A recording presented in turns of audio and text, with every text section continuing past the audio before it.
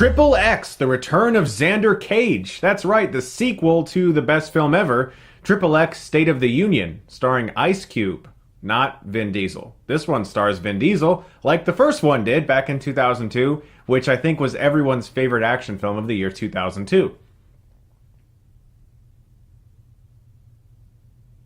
Doesn't matter, it's a trilogy now.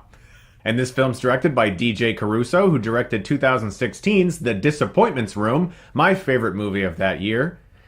So, I mean, this is bound to be great.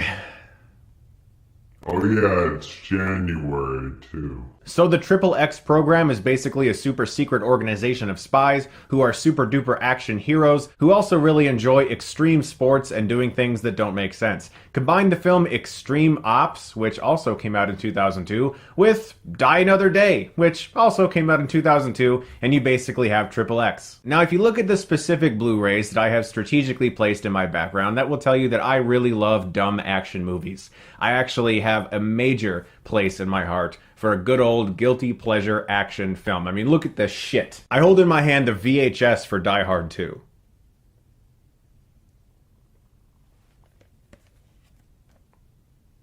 That should tell you everything you need to know about me. So part of me was actually really excited to see this movie because I was pretty sure it was going to be like that. Unfortunately for me, Return of Xander Cage misses the mark when it comes to guilty pleasure action movie because at too many times does this film take itself seriously, which is a major mistake when you have people doing the things that people do in this movie, which is everything from skateboarding on the side of a bus, jumping from one skyscraper to another with literally nothing assisting you other than the momentum you got when you ran, and of course two people walking out into the open when about 12 people are shooting directly at you and you don't get hit even once because it's really cool when you move and you do things. So that's the level of guilty pleasure action we're at here, and that would be absolutely fine with me if the film just maintained that tone. But the film honestly does take itself a little seriously sometimes, and I couldn't help but see all of the incredibly tired attempts at restarting a franchise. Damn, it feels good to be back. Just about every moment in this movie is like, hey, let's do another one after this. Will you guys like that? I think you will because, you know, I'm Vin Diesel and I don't like to do the second movies in my big franchises. I just come back later to rescue them from obscurity. Can we get The Rock in the fourth one, please? That might help. The ending of this film is like, hey, let's do a sequel. The title of this movie is like, hey, let's restart a franchise. Everything about this movie isn't a movie. It's just some world-building franchise attempt thing. See, for me, a guilty pleasure action movie has to be one very specific thing, and that's not pretentious. All of my favorite ones aren't. I mean, Commando, Broken Arrow, these are movies that just throw all caution to the wind, and they rarely ever try to get serious. This film is very much so like, look at me, I'm so fucking cool. Admire me, look at my muscles. After the 7th or 8th scene of random women fawning over Vin Diesel's body, I checked out. By the time he gets to the big mission control room, he's already banged like 8 women, I'm not even kidding, and the secretary comes up and is like, oh my god, look at your muscles, you're so sexy. Oh, I'm such a big fan of you. Can I put this body armor on you and touch your body? If you think I'm exaggerating, I'm not. Like, after a while, I was just like, this is too much. This is just too much. I don't need to be reminded how awesome Vin Diesel is in every scene. I already like him as an actor. I found him insufferably annoying in this movie. In fact, I found most of the characters extremely annoying. Xander Cage. This is crazy. I was at Coachella and Guns N' Roses got back together, but this is way cooler. Breathe. Take your time. I know mouth to mouth if necessary.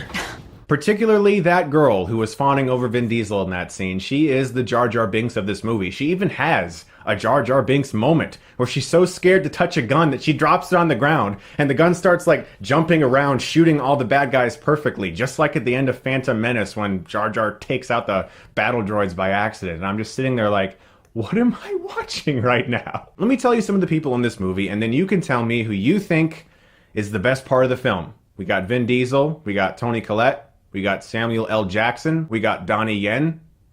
Yeah, it's Donnie Yen, obviously. He has the best action scenes in the movie, he's the most convincing in them, he was the most entertaining character in the film as well.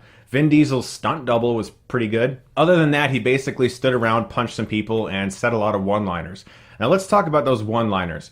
Vin Diesel cannot deliver a one-liner. I'm sorry. I like him. Again, I must reiterate, I really like Vin Diesel, not just as an actor, but as a guy. Like, he seems like a really cool guy, but he does not have a comedic bone in his body, and I really think they needed a much funnier actor for a role of this kind.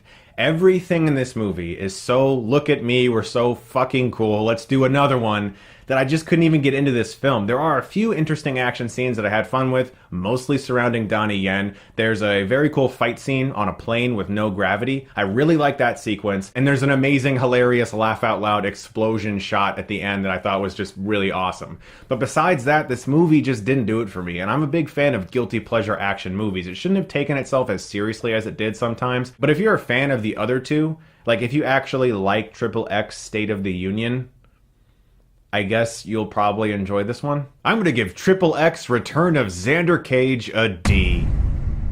Just so you guys know, my promotion with Audible is still going on. If you go to audible.com/Chris, you can start a free trial for 30 days and download a free audiobook. They have so many amazing titles on that website. I personally enjoyed the Legacy Star Wars novels. They have them all available for you. It's a fantastic service. A lot of people have mentioned to me that they are grateful that I'm doing this promotion. I've been doing it for over a year now, and I really like to thank Audible for continuing to work with me and you guys for checking out that service. Again, it's audible.com/Chris. That's a free 30-day trial.